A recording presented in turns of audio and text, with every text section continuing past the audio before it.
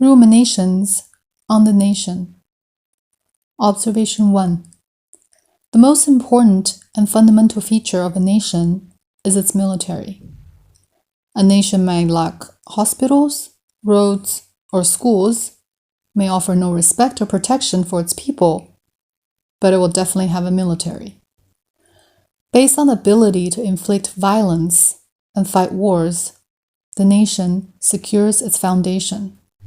The centrality of military requires the constant perception of threat and danger, which rests on the notion that people out there, those who were born outside the border, are decidedly not us and could very well be deadly enemies.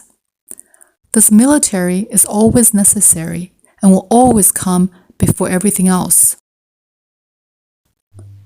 Observation 2. The use of media, propaganda, rituals, and bureaucracy plays a big role in the rise of the modern nation.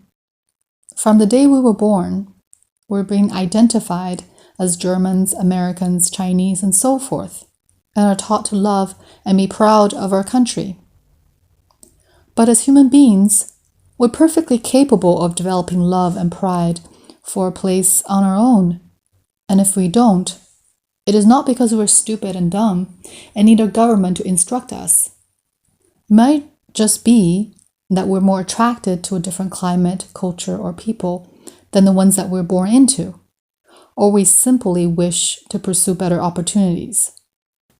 In more serious situations, the presence of discrimination, oppression, and violence makes us feel that we do not belong. In these cases, there's no need to impose and regulate the feelings of individuals. And if we continue to meet different people and undergo different experiences after we're born, shouldn't we be able to adjust our love and loyalty along the way?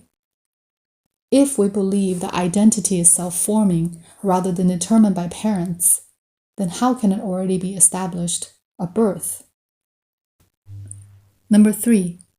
The modern nation with unquestioned sovereignty over its population is a godsend for dictators and the ruling class who can speak for the nation as a whole.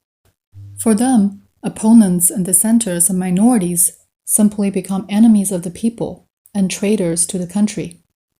Without needing to prove themselves worthy, the ruling elites enjoy guaranteed jurisdiction in the territory, which translates into the right to tax, conscript, and control its people. In fact, the more undesirable the government, the harder it is to escape it. Just look at North Korea.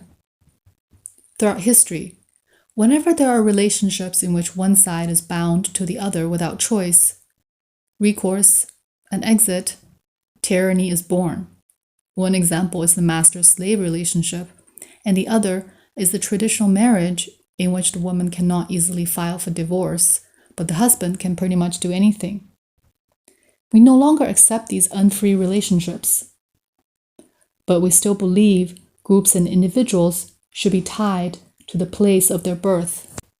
This compulsory identification deprives people a powerful means of dissent and resistance, because the international system does not yet recognize the right to move around and to choose which community to join.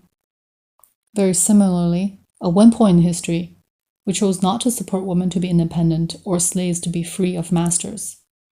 This refusal to make social memberships elective ends up being the biggest asset for dictatorships, for no matter what they do, countless lives will be at their disposal. If you agree with these critiques, what then should replace the nation? Any truly democratic structure should meet the following 3 criteria. First, the basic identity needs to be volitional and deliberative, not a function of birth or heritage. No law can forbid people from moving to or settling in a place simply because of the type of passport they own. When others want to immigrate to your country, we should all cheer, because what else can be more valuable in an affirmative than this vote of confidence that is backed with the very own bodies and future of these newcomers? Secondly, communities need to be structured around meaningful association and exchange, a framework that enables people to develop natural pride and love. Loyalties and allegiances need to be overlapping and inclusive. For example, I have lived in the US, China, Germany, Austria, Japan, Greece, and Italy, and I care for all these places. Why do I only can belong to one of them instead of all? The world is increasingly connected. So why do we continue to let artificial borders divide people and force them to pledge allegiance to one entity exclusively at the expense of others? More than any time before, we need global federations, regional alliances, and expanded associations that foster multiple loyalties and attachments that enhance one another. It is the burden of world systems and institutions to accommodate cosmopolitanism and worldwide solidarity rather than sever and destroy connections and relationships according to artificial borders. However, the West is a big promoter of the nation system because it created stable territorial states that are most compatible with ethnic and cultural divisions in old Europe, and new nations via annexation, genocide, and imperialism in the New World. Not all that has been done, the descendants of European powers conveniently argue we should uphold the status quo as it is. Especially, they're also the people who can travel, vacation, and study across the world most easily, while the poor are being kept in their respective countries. For these citizens in the first world, it's much easier to seek reform and make the nation better than to challenge the order altogether. Plus, there's also a good amount of intellectual laziness since the nation-state grew out of Western political thought. Why bother investigate its devastating impact in the non-Western world? And why bother venture out and learn how other cultures and heritages can provide better alternatives? But this is what we need to do: eliminate borders, abolish nations, transform capitalism, and replace the sovereign state with direct democracy.